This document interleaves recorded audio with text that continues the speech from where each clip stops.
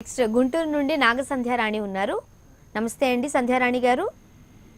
రమణయోగి గారు ఉన్నారు, గురువు గారు. మాట్లాడండి, మీ సమస్య ఏంటో చెప్పండి. టీవీ చూస్తూ మాట్లాడద్దు.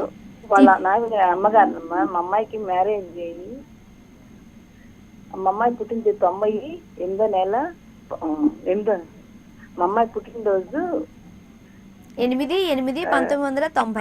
కాదండి 11వ నెల 8వ తారీఖు రాత్రి 7:15 పుట్టిందండి. మ్యారేజ్ ఒక మ్యారేజ్ అయిపోయి సెటిల్ అయిపోయి క్యాన్సర్ అయిపోయి ఇంకో మ్యారేజ్ చేశామండి. పిల్లలు లేరు, సంవత్సరం ఏం చేసి. ఎక్కడ పుట్టారమ్మా? గుంటూరేనండి. గుంటూరు.